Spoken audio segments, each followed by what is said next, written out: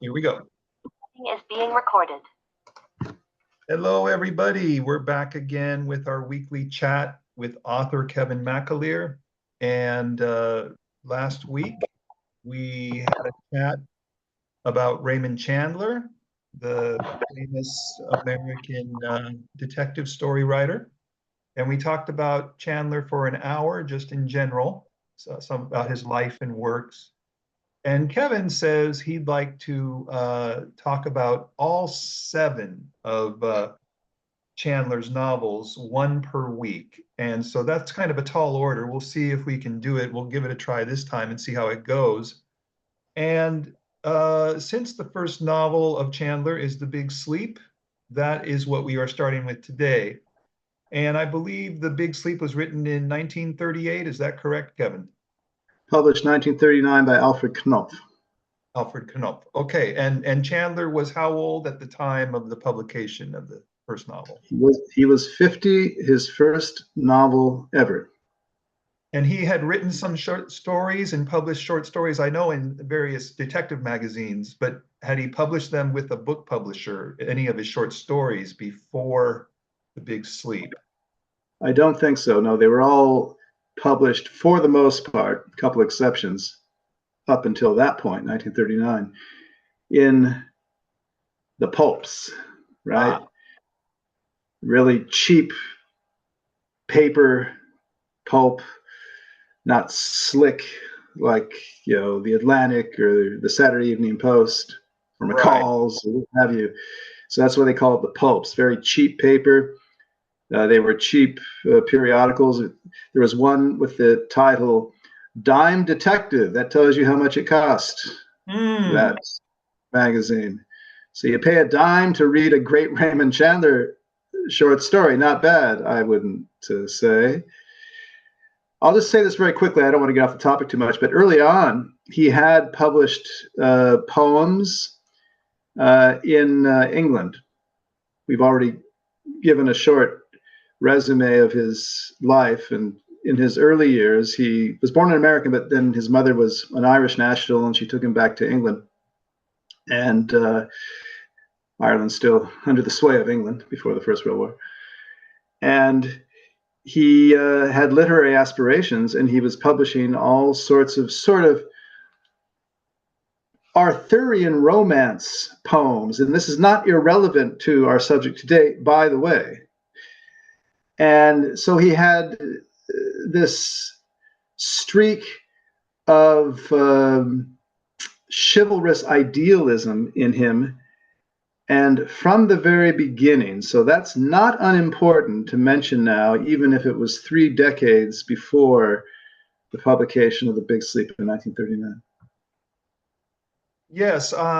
Okay, you requested that I start reading some of these novels. I had never really read one complete. I read some of the short stories, as you had noted, but not the novels. And so you said, hey, if you want to be able to have a really good chat on these things, I would recommend you read the novels. So I did purchase all 7 of them, and I started on the first couple of them. And there were some things that were surprising to me, which we'll get into later. But I did notice that it seems to me that Philip Marlowe does have a lot of chivalry in his character. And I thought of him as a modern knight errant. The knight errant was the guy who'd go out wandering in the woods and looking to save a damsel in distress or take on a troll or a dragon or something, and just wander around and have adventures. So I do find Philip Marlowe to be a modern knight errant. Would that be a correct way of assessing his character? That's not only a correct way of assessing his character, but it is a brilliant way of segueing us into the novel itself, because it opens page 1. Yes, with a knight painting. I noticed saving a gal. Hey, don't step on my line, okay? Oh, okay, I noted it myself, but go ahead. Yes, you said that completely ingenuously, I'm sure. Philip Marlowe, private detective, he is called to the mansion, almost a castle from the description, of a certain General Sternwood, an old man who's on his last legs, and he has a certain case he wants Marlowe to investigate for him. We'll get into that shortly. But as Marlowe enters into this semi-castle, he writes. It's in the first person. So all the Marlowe novels are being told in the first person. So when there's narrative, it's always Marlowe speaking, okay? Good. The main hallway of the Sternwood place was 2 stories high. Over the entrance doors, which would have let in a troop of Indian elephants, there was a broad stained glass panel showing a knight in dark armor rescuing a lady who was tied to a tree and didn't have any clothes on but some very long and convenient hair. The knight, excuse me, the knight had pushed the visor of his helmet back to be sociable, and he was fiddling with the knots on the ropes that tied the lady to the tree and not getting anywhere. I stood there and thought that if I lived in the house, I would sooner or later have to climb up there and help him. He didn't seem to be really trying. So this is the second paragraph. And Chandler spends an entire paragraph with Marlowe, the first time the world is meeting this person, the world at large, Philip Marlowe. And in the second paragraph, Chandler emphasizes this theme of chivalry, okay? It's no accident, as we will see in the course of this novel. And he does encounter a nude woman in his bed later on in the story, who he is going to rescue in some respects, and not try to seduce her. And so he acts in a chivalrous way. So there's a lot of foreshadowing in that passage, and there's also a lot of symbolism of who Marlowe is. And by the way, folks, we did not rehearse this, but this is interesting that you mentioned this passage of the woman he finds naked in bed who wants to seduce him. We'll get into who this is in a moment, but continuing with this chivalry theme,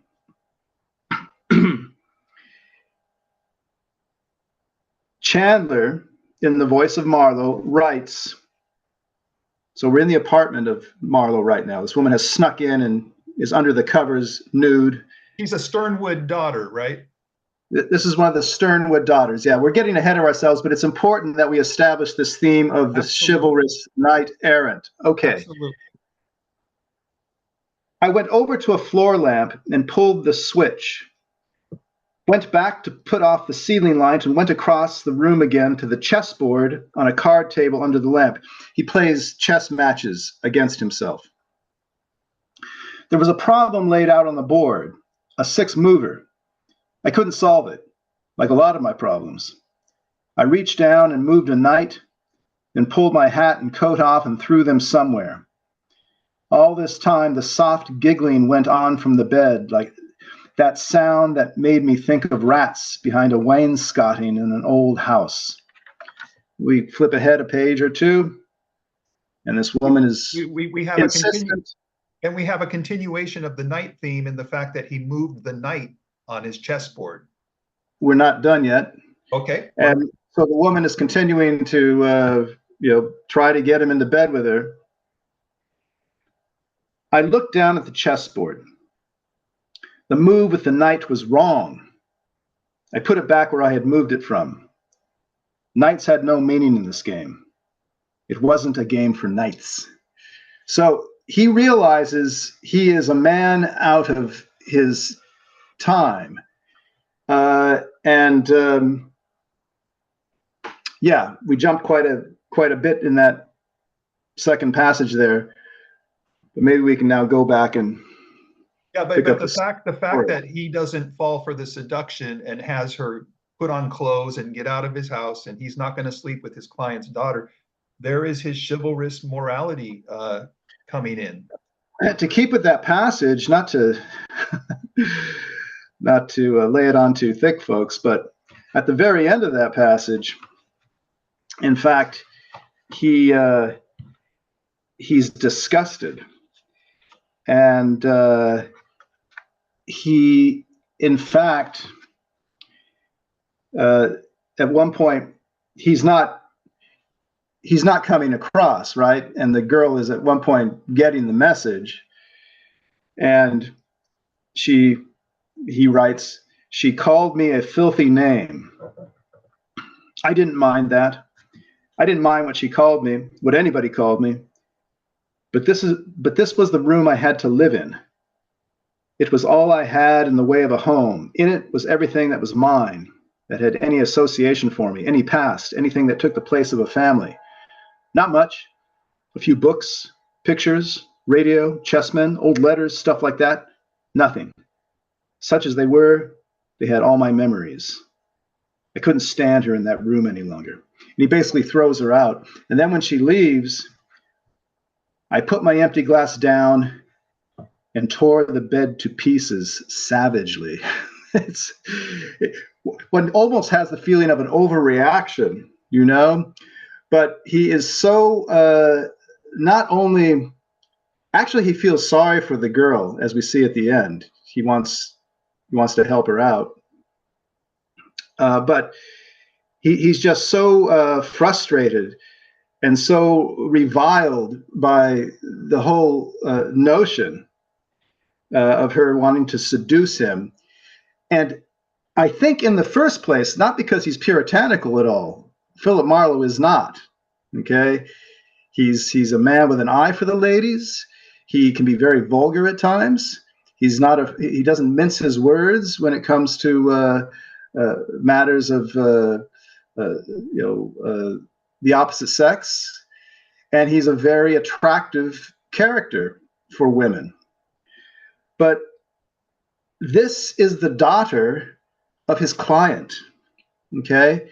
And then there's another scene. We're just jumping around here, but the plot is hard to follow, folks. So it's this is almost the way we're going to be continuing from here on out. The plot is not something you can just sum up in 5 minutes. That would take a genius. Not even Chandler himself could do it.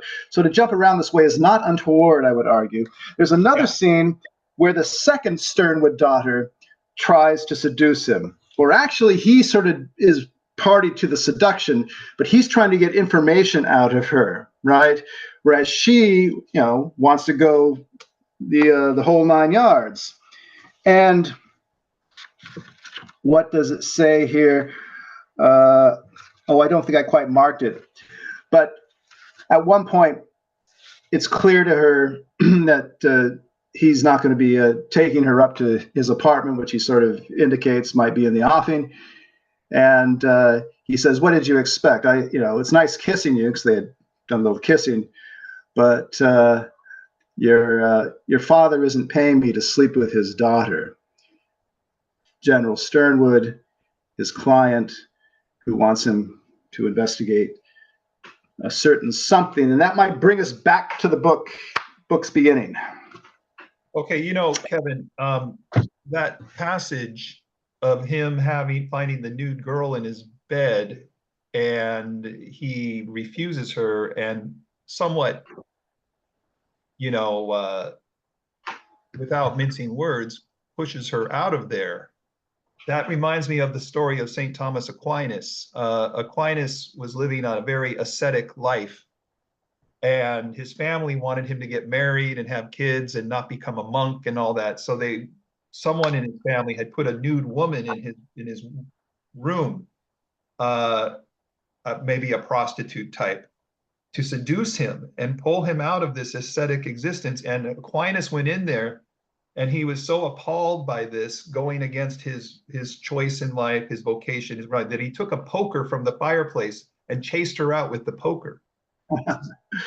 This is a very famous story in Catholic lore, and it doesn't sound too different from what Marlowe did with the Sternwood daughter there. Well, again, I think it's mainly in his case, it's mainly an act of professionalism that he rejects these. Well, you know what that indicates then? It indicates maybe not as much a moral point of view as an ethical one. Ethically Yes. speaking, Good distinction. if she was a woman not connected to his client, perhaps there would have been a different outcome there. But he has a strong ethical sense. Maybe with Vivian, the one he kisses and says, "It's nice kissing you, but your father didn't pay me to sleep with you." But Carmen, the naked one in bed, is another matter. She's cuckoo for Cocoa Puffs. I mean, and I don't think he wants to get involved with her, really. Okay.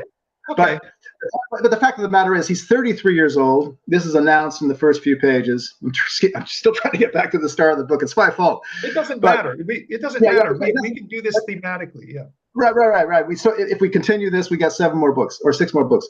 But the point is this, is that Philip Marlowe, he's a red-blooded male. And I'm sure he's not a virgin at the age of 33. Okay, you get my drift? But in all of these novels, up until the 7th one, which we might even leave aside, but up until the 6 main novels, up until the 6th and last great novel of Chandler, with Philip Marlowe as his character, Marlowe never takes any of the women to bed. That's right. Never. So far, he kisses some, he hugs some, some of that. But there's none of that. It's not even alluded to as a possibility, okay? Right. So now we get back to this chivalrous Chandler, okay? Now, he's not allowing the one guy you might think would have an affair or two through the course of half a dozen novels with these attractive seductresses and temptresses, femme fatales, left and right. So one part professionalism, one part Galahad. Yeah, interesting. Now, just to play devil's advocate with you, if he's such a chivalrous guy, I noticed in The Big Sleep, I was rather surprised by a lot of the profanity in there. And I'm not saying Marlowe uses the profanity, but a lot of the characters do. I'm kind of a stickler on that, as you know, from editing some of your books. Yes. Probably drive you crazy with that. Not at all. Keeps me honest. Yeah. For the audience out there, full disclosure, I'm a very devout Catholic, and so if I notice certain kinds of profanity, it kind of bothers me a bit. And there was so much in this one that I noted them down. I noted down. Okay, I'm gonna give you the list here. The D word, sure. The D word 6 times. The word hell taken out of a religious context 14 times. The GD word 9 times. The word Jesus in a profane sense 4 times. The word Christ in a profane sense 7 times. The word God in a profane sense 5 to 7 times. 2 of them were iffy at whether it was meant profanely. And the word SOB. Not just the initials, but the actual words 5 times. So I found, I know I sound like a stickler, and what's the final tally? I might sound like the church lady from Saturday Night Live, but the final tally is 50 to 52 profane references. So for me, as a devout Catholic, I was very drawn to some of the more chivalrous aspects of Marlowe's character, but I was a bit disappointed by the amount of profanity, especially, let me just qualify it, as I had read prior to reading The Big Sleep, the first thing I read was Trouble Is My Business, which is a collection of 4 short stories. There was little to no profanity there. There was like maybe 3 instances in 220 pages. And so I was very surprised at the amount of profanity in The Big Sleep. And any other Catholics out there, or Christians or religious people, that's a caveat in reading this book, in my opinion. Do you have any comments about that, Kevin? Yes, you counted them. They're there. I can't deny that. I don't discount, your sensitivity to them. They don't bother me, and not because I'm such a callous or roughneck myself. I think it's because I take on board the fact that this is a novel of realism. And this is how people of that time and place, and particularly in that criminal milieu, or just that police milieu. You ever been around cops? I have. They don't mince words. And I'll just mention this. I mean, our father was, I mentioned him in the previous video. Our father was not some kind of tough guy. He grew up in a middle-class household, a real gentleman in many ways. But he often would use the same language that you're reading in this book. And yeah, we don't have to get too specific about what he would say, but no, I'm not going to. I'm not going to. I'm just saying that he would use some profane references. Yeah. The point is that he grew up in exactly these 30s and 40s in Hollywood, and not in this rough, tough world that Chandler has placed Philip Marlowe. I think a few of these words are legitimate. They're not gratuitous. I would argue that's my final argument. I don't think they're gratuitous. I don't think he lays it on too thick.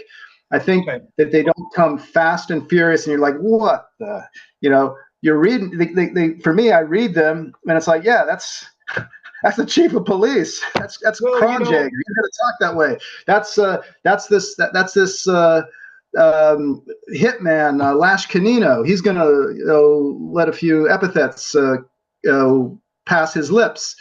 That's Joe Brody, the grifter, the blackmailer.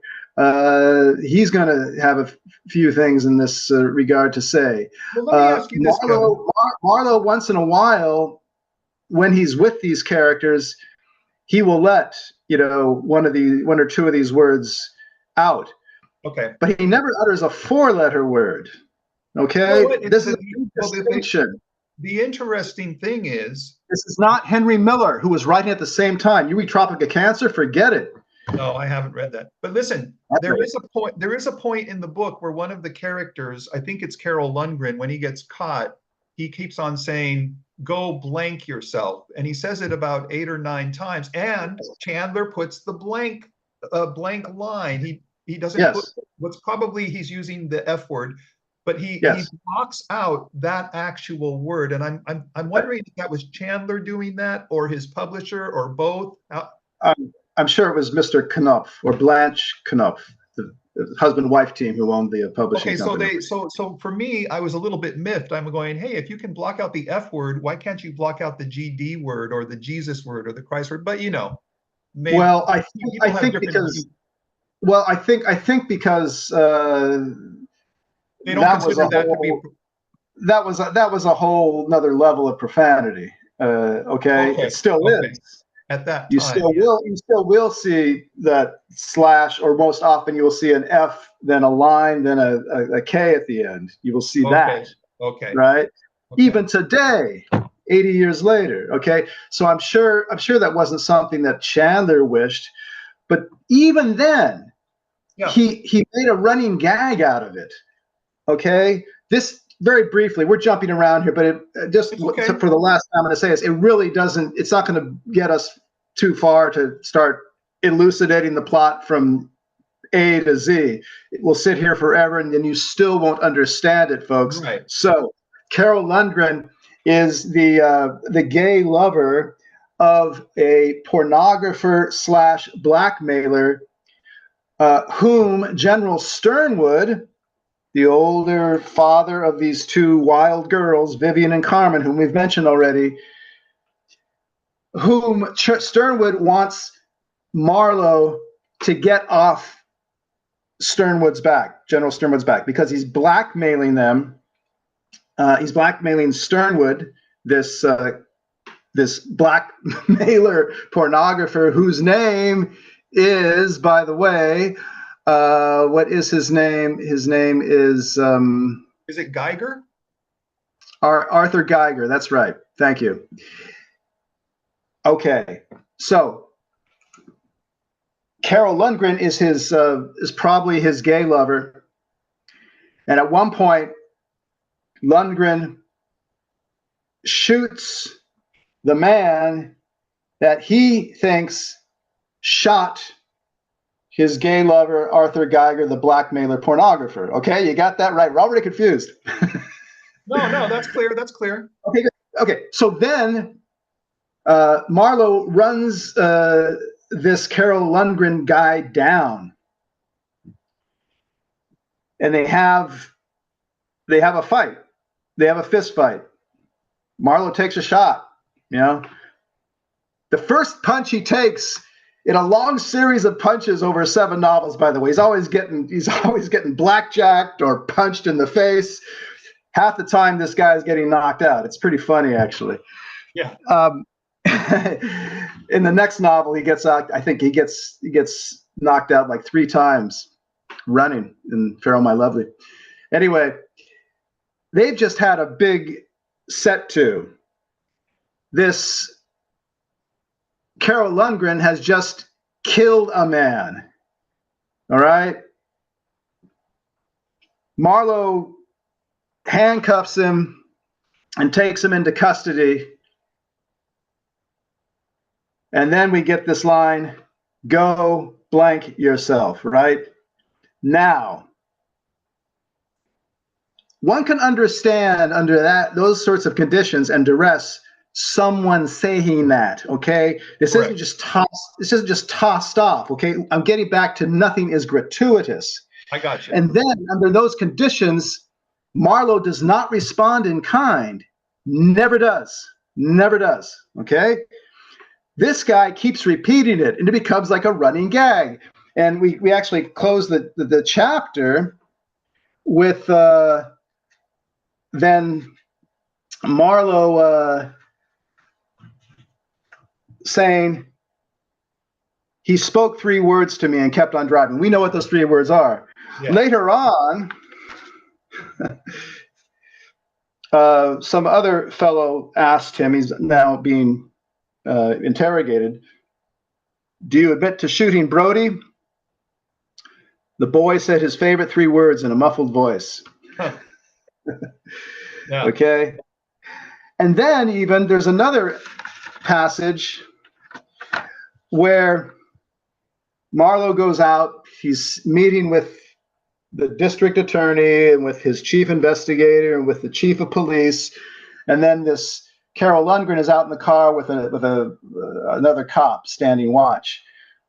Marlowe goes out, and the uniformed police officer was standing beside Oles's car. Oles is the chief investigator for the district attorney. The boy was inside it, leaning back sideways in the corner. Has he said anything? I asked. He made a suggestion, the copper said and spat. I'm letting it ride. He makes a joke out of even the worst alluded to word you can imagine. Okay, now this goes back to Chandler's humor, right? It's not gratuitous, I would argue, this line. And yet, Chandler takes the ball and runs with it for humorous effect, okay? So what I'm trying to do is I'm trying to say, well, look, yeah, there are these words, but A, this is how people of that time would have spoken, particularly in that milieu. And B, it's never gratuitous. And C, Chandler tries to milk it for humor if at all possible. Okay, Kev, I thank you for the defense of what Chandler's doing there. I would just disagree with you on one point. You say the F word is the worst possible profanity. I would say the GD word is even worse. I would rather see the F word and have the G, but have like G. Listen, even Jewish people, they won't even say God's name in a regular sense if they're devout. They put G-D. I wish they would have done something to block up. And anyway, that's just my own personal proclivity. Right. And I take your point. I understand it completely. Okay. I would only add, however, that the GD, that is used, and this is what many authors do, and I do it too when I feel compelled to leave the word in a work of mine, which I have sometimes felt compelled to do. You don't then make it capital G and then separate word, D, and the rest. they lowercase it, put it together, and sometimes they will even misspell it with a double M. The point is that it's not even the words that it is saying. It's just a part of vulgar speech at a certain point. I got you. And so it doesn't really mean anything. It's like, I'm not reading it at this point, having read so many of these, and having read so much other literature where you see this in the meantime. Yeah. I just go right over it. I don't even think in those terms. It's just it's a flavoring element. Maybe it leaves a bad taste in your mouth, but it's a flavoring element of the way that people spoke then and still speak today. Okay. These vulgar speech patterns, and it's realistic literature, and I think it has a place. You would argue it's a little bit too much and too often, but at least Philip Marlowe, our shop-worn Galahad, he uses it very sparingly. Very, very little. Once or twice he uses GD. Yes. But by the way, as long as we're on this discussion, and we do have seven weeks to do all of this, so we have plenty of time to digress, although we'll try to get back to the main topic in a minute or two. But I just wanted to say, I'm always willing to play devil's advocate with myself with any views I have. And so what I've been doing while reading the first two Chandler novels and Trouble Is My Business, the 4 stories, I've been reading the complete short stories of Flannery O'Connor. And she is known as the quintessentially Catholic author in the literary world. And she even drops the GD word here and there to make a point about a character. I don't know if she's doing it in her own narrative voice. I forget about that. But taking the name Christ or Jesus in vain, or even the GD word, she has characters doing that, not to the extent I've seen Chandler do it. But I wonder if she's given a pass because so much of her work has so much Catholic theology in it that they overlook that. But hey, if Flannery O'Connor's doing it, and she gets, our mother tells us that she gets all these modern Catholic magazines about the church, and they're often quoting Flannery O'Connor as an authority on certain things in literature and in religion and in theology. And she's doing it too. So it could be that I am ultra sensitive and I need to loosen up, so to speak. But at the same time, it was just a shock to me to get that. And let me tell you one more thing on this, which is really relevant. I watched the movie The Big Sleep, which came out in what, 1944, I think. 46. 46. I just watched it a few nights ago just to see how they portrayed the novel. And there is, I mentioned 52 cases of profanity in the novel Big Sleep, but there were 0 instances of profanity in the film, which of course is because of the Hays Code. But the book didn't lose anything by getting rid of that stuff in the film. Let's turn to the film. Kev, have you seen that film? And what do you think of the filmed version of the novel, just as a way of contrast? Yeah, but before we get on to that, have you read Carson McCullers? No, but I should. I've read all. I've read The Ballad of Sad Cafe. No, is that her? Yeah, that's her. I read The Heart is a Lonely Hunter. Heart is a Lonely Hunter, as I would argue, the greatest title in American literature. You did mention that. And the theme she deals with. Talk about the themes. They're Chandler-esque, the themes. Okay. All right. I will be reading my Carson. And leave aside the language too, which can be a little bit spicy, raunchy. Is she a Catholic writer, or is she just? I think so. Okay. Well, listen. I'm always willing to adapt my views to what's going on, as long as I don't get pulled into some sinful thing myself. I'm good. But Kevin, tell me what you thought of the film The Big Sleep. Does it do justice to the novel?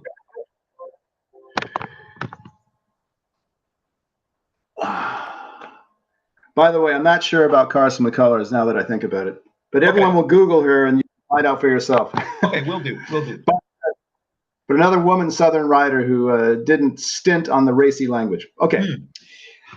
1946, The Big Sleep. Well, look, so Joseph Breen got his hooks into this one. He was the guy working for the Hays Code at the time. And he was the and the League of Catholic Decency, or the Catholic League of Decency, or something like that. They had a big the Legion of Decency. Legion of Decency. They had big pull in Hollywood because you had a lot of Catholics who were potential money-paying customers, so you didn't want to alienate them. You didn't want your local bishop saying, "Don't go to that film," so you listened to the Legion of Decency. And that's when Catholics listened to their local bishop. That's when they had credibility, right? That's when they still had credibility, so they were still listening to their clergy. No, of course not, Tim. You know that there's nothing going to get by those guys. So yeah, and I enjoyed it. I enjoyed the film, not having to come across that all the time. I thought the ending was I didn't like the ending. They changed the ending. Well, let me tell you another thing. Okay, so there were three big things I noticed about the film that were different from the book. The no profanity was one. Another one was they took out all the similes. You mentioned before, Philip Marlowe is known for his great similes or metaphorical way of talking about things. None of that was in there. It was all taken out. And the third difference from the book was they don't give the famous big sleep line at the end like they do in the novel. So you don't even know what the big sleep is supposed to refer to at all in the movie, unless you just guess that it means death. Now I forget, is it a voiceover on the part of Bogart in the role of Marlowe? No, I don't think there's a voiceover. He's not going to get any similes. He's not going to be like, whipping off these dialogue. That's not going to happen. But now, as you mentioned them, they kick off. In fact, Chandler, Marlowe, they're synonymous. Chandler, in a letter one time, wrote that he had gone back to read The Big Sleep for whatever reason. They made a film out of it. He probably had to go back and read it. They had a couple of radio programs with Marlowe as the detective, of the show. And he in the letter he said, I really beat the similes to death in The Big Sleep. He felt that he'd overdone it. I can't get enough of them. I think he could have done twice as many. He starts right off. He says he's describing this General Sternwood, who's an old man. He's dying, and he meets up with him in a greenhouse on the premises of the Sternwood spread, and because he needs heat for whatever reason. He just needs heat, and he's only going to get enough. He's in the greenhouse, and he's describing this man who's on his last legs. He's dying, and he says his thin claw-like hands were folded loosely on the rug, purple-nailed. A few locks of dry white hair clung to his scalp, like wildflowers fighting for life on a bare rock. Now that's great. It's not only funny, but it gives you a beautiful visual image of what he's talking about, right? Yeah. And that's like the third, fourth page. He just takes it from there. He just, there's no stopping him. It goes on, and I'm going to give you another one just to show you I'm not just this isn't hyperbole. I'm really going to give you something to work with here.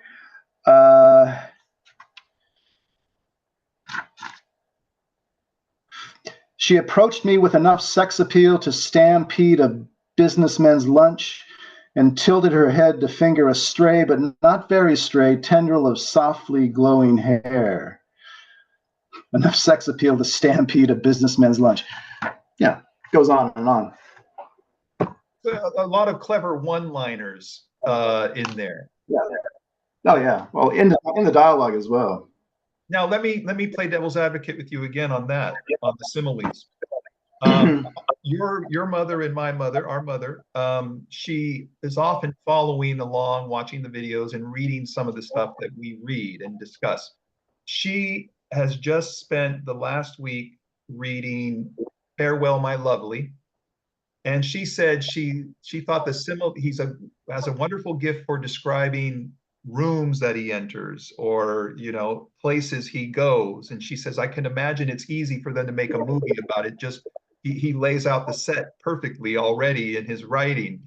But she did say the following. She thought the similes were very descriptive of what he was trying to say, but she says there's so many of them that she started to feel it was getting tedious and tiresome to read so many similes. And she told me she doesn't mind me quoting her in this discussion. So what would you say to someone like our mother who says they're good, but there's so many, they become tedious and tiresome? Do you have a response for that?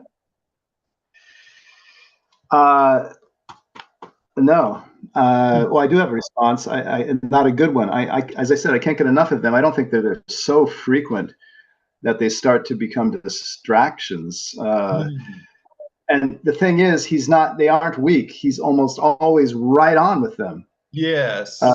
They're not inappropriate, in other words. No, there's rarely a simile that doesn't just hit. Again, what's a simile supposed to do is to give you a very clear visual image, one image removed from the image we're talking about. Correct. It's like reasoning by analogy. The smartest people, in my view, are those who can reason by analogy. They don't look at the thing in itself and say, well, that's wrong. That's how it should be. No, they say, well, take this example. Kevin, think about it this way. So Aristotle says yourself from the thing in itself, and you get another view of it, and then you can judge in a more objective fashion. And that's exactly what he's doing with the similes. So I'm not saying they're a distraction. I'm saying they helped invest you in the scene to an even greater degree, because he's about atmosphere. That's what he's about. He's about creating a certain atmosphere, a certain character. And as he said, and it's very pertinent in these detective novels, the smell of fear. And he does that very well in a couple scenes that I'd maybe like to read from. Okay, let me just tell you one thing before you read. Lash Canino. Well, Kev, hey, I want you to read those in a second, but I just want to add to what you're saying about similes. I believe it was Aristotle who said, the ability to draw a good analogy is a sure sign of intelligence. I think it is, because I have a very hard time doing it, to tell you the truth. Whenever I try, it's like, oh, I hope I can get this one, but usually I fail. But I do recognize it as being a gift of those with only the highest intelligence. Okay. And I would argue that this is a mark of great literary intelligence on the part of Chandler to give you this very clear but slightly different image of something that he's trying to get across, and at the same time, often, and most of the time, making you laugh. Yeah, sometimes there's a couple that are laugh out loud analogies or similes. Yeah. You have them at hand. I mean, I just love these things. This is what makes Chandler for me to a large degree. Maybe I have them. I don't know. But keep talking. I'll just browse as you talk. Well, you were telling us, we've only got about 15 minutes left, but you were telling us you wanted to quote some passages about Canino there before I interrupted you with the Aristotle quote. Sure. Well, here's one. It doesn't always have to be funny. It can just be so apt. Her eyes narrowed until they were a faint greenish glitter, like a forest fool. I muffed it. Her eyes narrowed until they were a faint greenish glitter, like a forest pool far back in the shadow of trees. Hey, that's good. Now that lets you see what kind of green eyes she had. Yeah, perfectly. And no humor need apply in that respect. So, Mom, I don't think you're distracted by that. It helps you to appreciate what's going on. Right. So he also uses this technique of what's it called? Synesthesia. Synesthesia, yeah. Oles showed the motorcycle officer his badge, and we went out on the pier into a loud fish smell. How's that? He's using a sound. He's connecting the sense of sound with the sense of smell, the sense of hearing. Yeah. So synesthesia would be blending the different senses, and he does. Here's another one. Right. Yeah. And here's another one I found that's not really a simile, but it's a great line. And this is where he's moving Geiger, who has been shot by, I don't want to get into it. By Owen Taylor. Who shot Geiger? Was it Brody? Well, did Brody shoot Geiger? Who shot Owen? Who killed Owen Taylor? That's the question of the hour. But anyway, he's moving Geiger from one room to the next, and he says, "Dead men are heavier than broken hearts." Oh, there you go. Yes. Not really simile, not at all funny, not giving a comparison to see what's going on, just poetic. Yep, a poetic analogy. Absolutely. Dead men are heavier than broken hearts. Yes, and that's at the end of a whole great paragraph, I recall. That's right. And here's another one. It's just poetic. He's driving, or he's walking actually at this point. 10 blocks of that, winding down curved, rain-swept streets under the steady drip of trees, past lighted windows and big houses and ghostly enormous grounds, vague clusters of eaves and gables and lighted windows high on the hillside, remote and inaccessible, like witch houses in a forest. I love it. I love that line. Witch houses in a forest. What is a witch house? What is a witch house? The only It one doesn't matter. It just goes back to those old days when you were a kid and your mother was reading you these fairy tales as your good night story. And maybe then, you'd be driving by, I don't know, we'd drive by the Hollywood Hills at night coming back from our grandma's place, and you'd see these houses up there, and yeah, like little witch houses. Why not? Some of these analogies are audacious. They actually have a certain amount of audacity. Yes. Right. Of course, and that's the glory of them. Not only the imagination to conceive them, but then to put them in there. The chutzpah to put them in like a very serious situation sometimes. Right. Throw it in there just for comic effect. He was good at that. Right. Mixing the tragic with the comic. The tragic comic. That's what Shakespeare does in Hamlet and King Lear and whatnot. Yeah. He's waiting for something to happen, and he says, I didn't know what I was waiting for, but something told me to wait. Another army of sluggish minutes dragged by. An army of sluggish, that's a great image. It just goes on and on, every second, third page or something like that. Well, that's why, since it goes on and on every page or so, that's why our mother said it can sometimes be tedious, but that's her opinion, and we'll let her have it. Another one. Go ahead. Sometimes his similes are so audacious that they kind of pull you out of the narrative, kind of far away out of the narrative, and it's something you have to come back into the narrative. So I kind of understand what our mother is talking about. Well, I understand what you're saying on the other hand as well. Well, when it really comes down to murder and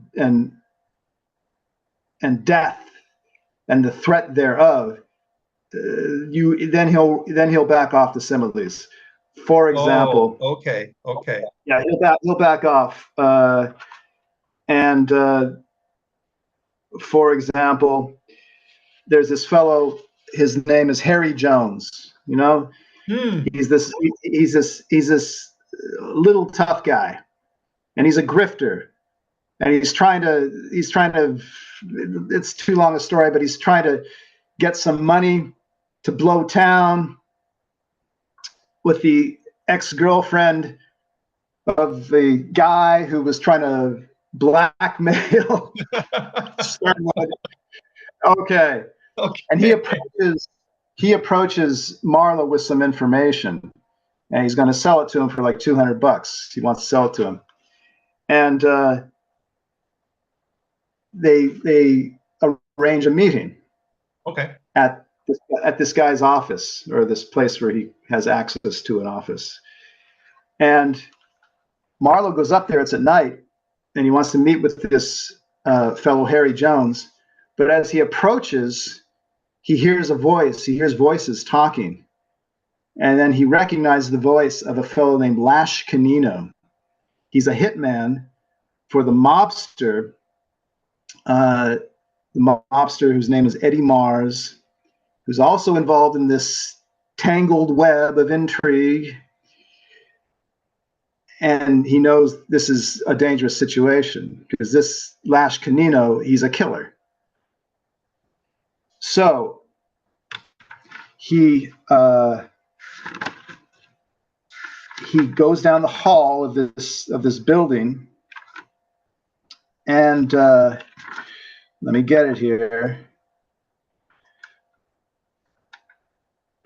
Right. Actually, he goes up the fire escape because he doesn't want to take the elevator, because in those days you had an elevator attendant. You had elevator boys, right? So they'd sit in there and then they push the button for you. I guess that was their whole job, right? Yeah. So he didn't want to take the elevator, so he goes up the fire escape.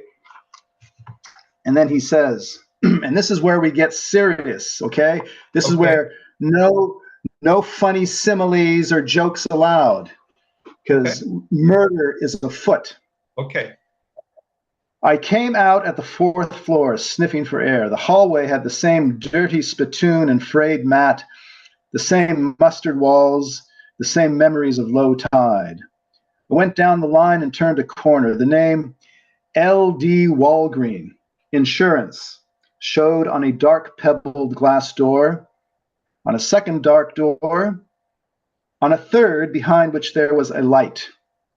One of the dark doors said entrance. The glass transom was open above the lighted door. Through it, the sharp, bird-like voice of Harry Jones spoke, saying, "Canino? Yeah, I've seen you around somewhere, sure." I froze. The other voice spoke. It had a heavy purr, like a small dynamo behind a brick wall. It said, "I thought you would."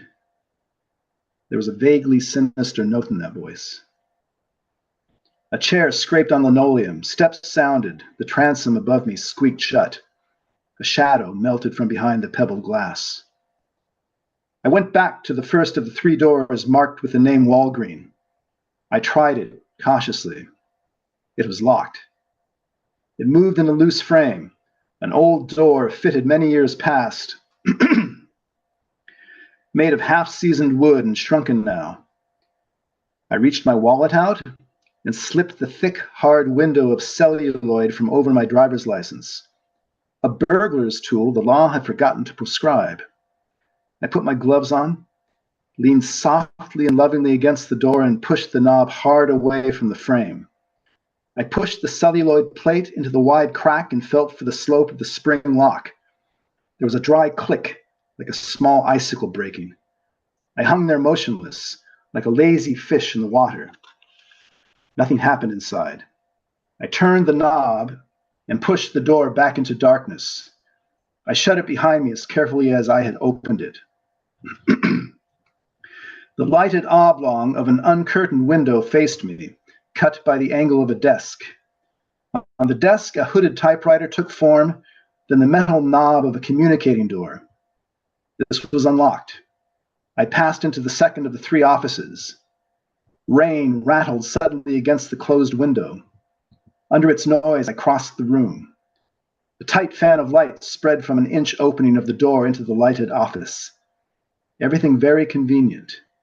I walked like a cat on a mantle and reached the hinged side of the door, put an eye to the crack, and saw nothing but light against the angle of the wood.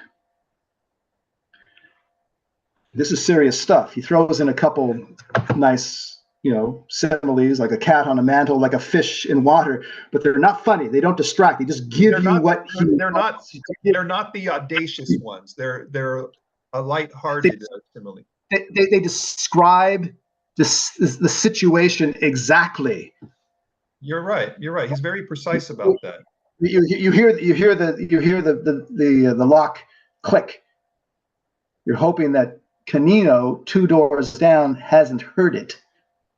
Yeah. You go in, you walk like a cat on a mantle. We all know, we've all seen cats walking on very narrow, surfaces. Yeah, They walk he paints a picture. He paints a picture for you. softly and even quietly, in addition to carefully, because he wants to hear what's going on there. And what happens is eventually Canino kills this guy. Right. Now, Kevin, we've only got 5 minutes. We've only got 5 minutes left. How would you like to conclude this session? Well, we've told people nothing about the story, but that is not untoward. That is not wrong, because even after you read the story, even after Marlowe sums it up at the very end, it's still not evident. And particularly who killed Owen Taylor. If anyone was a suicide, we don't know. Okay. I think to have gotten the plot at this point, after about my fourth or fifth read, I think I have gotten it. But even then, I was hesitant about trying to sum it up for people, because there's no summing it up. It would take forever, and then you still wouldn't get it. I've already said this at the beginning. So I don't have anything to say, except I think we have emphasized a couple of good points. We have this this knight errant, Parsifal in the garden of the flower maidens. We have this this sublime prose, this ability to really put you in a scene, but then distance you from it, if that is what is so desired, through a joke, through an apt simile that tickles your funny bone. In other words, Chandler, if he doesn't have great control over the plot at all times, because as we mentioned earlier, he cannibalized earlier stories to create these novels, and this happens for the next three novels as well. If he doesn't have great control over the plot at all times, although he does a pretty good job considering, he has great control over his prose. He's like a great pitcher with a great curveball, a great fastball, a great sinker, what have you.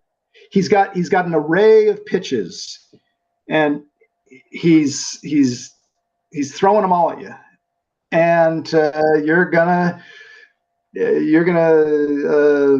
be whiffing, because you're not going to be able to connect, at least in the sense of, let's put it this way. That was a very bad simile. You see how badly I do it? What I want to say is that this is almost beyond something that any writer could imagine doing.